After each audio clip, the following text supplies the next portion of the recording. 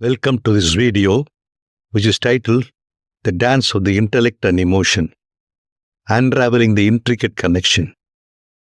Let me first define what is intelligence and what is emotion.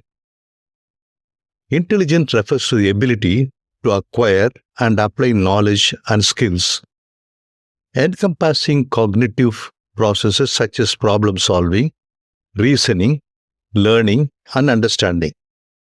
It can manifest in various forms, including logical, linguistic, mathematical, social, and emotional intelligence.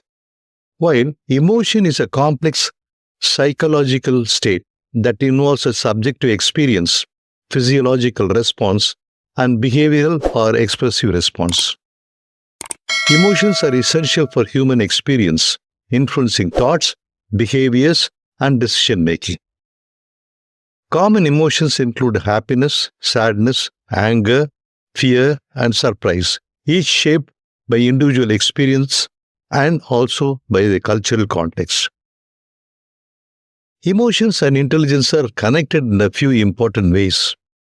First, our feelings can affect how we think and make decisions.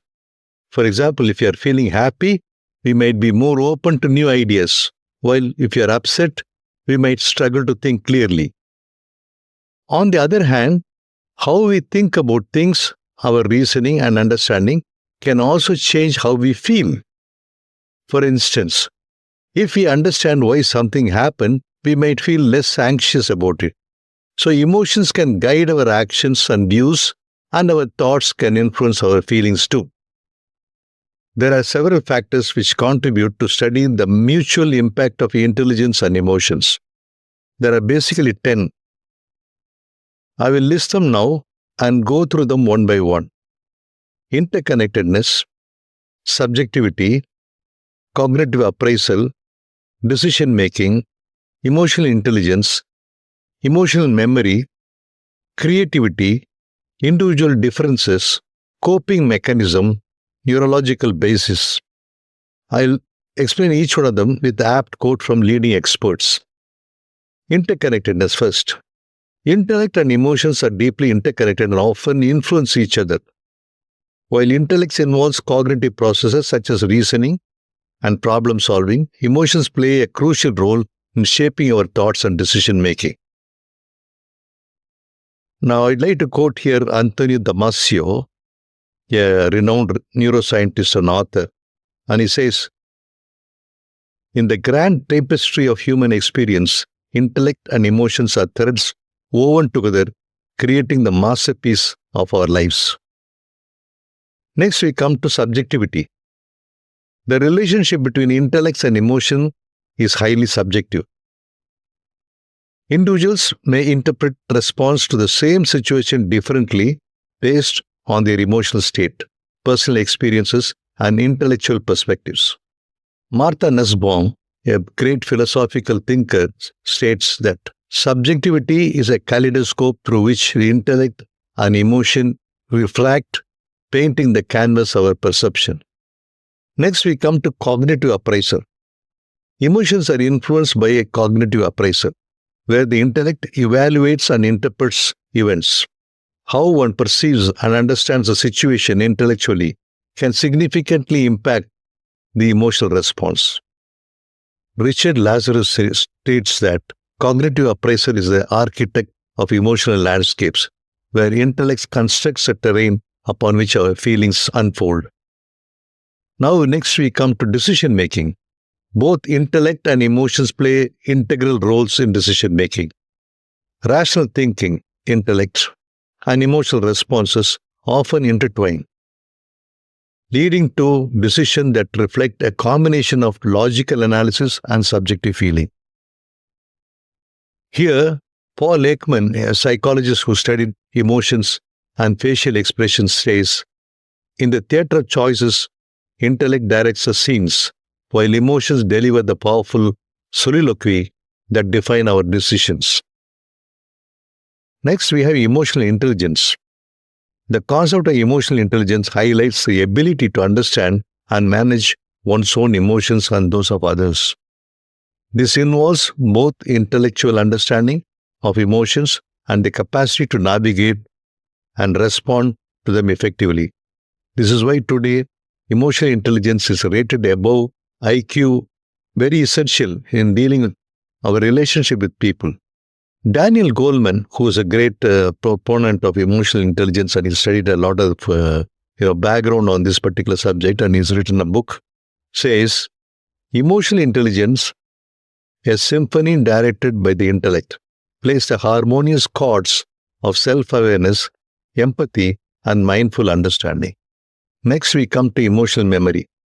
Emotions are closely linked to memory and experiences with a strong emotional component which are better remembered. The intellect plays a role in processing and storing these emotionally charged memories.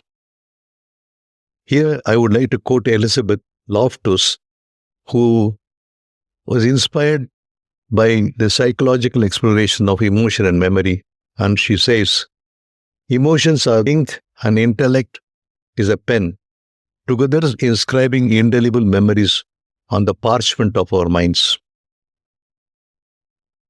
Then we have creativity. The relationship between intellect and emotion is evident in the creative process.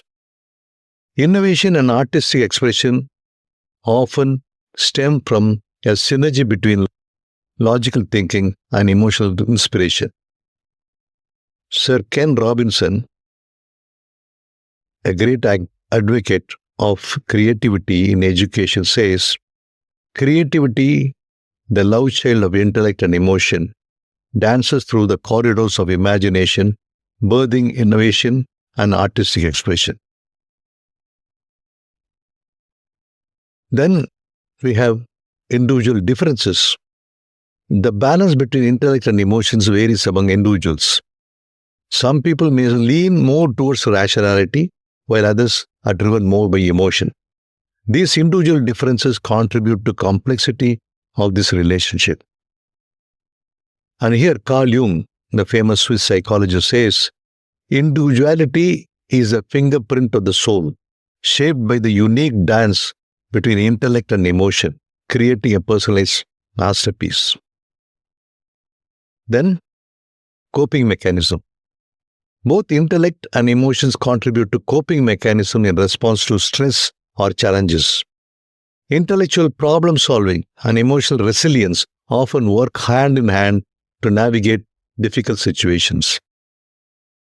Psychologist Anne Maston says, in the crucible of adversity, intellect forges the tools and emotion tempers them, crafting resilient spirits capable of understanding life's storms. And everyone has what we call as a neurological basis. The neurological underpinning of intellect and emotions are interconnected. Brain regions associated with cognitive functions, such as the prefrontal cortex, interact with areas related to emotion, like the amygdala, forming a complex network that governs our thoughts and feelings. Oliver Sacks, the neuroscientist, says, the brain, a marvel of intellect and emotion, conducts a symphony of neural connections, revealing the complex architecture of our thoughts and feelings. These 10 points which I brought out are the basics on which we can understand the interaction between emotional and intelligence. Understanding this intricate dynamic relationship between intellect and emotion is essential for comprehending human behavior, decision-making process, and the overall complexity of the human psyche.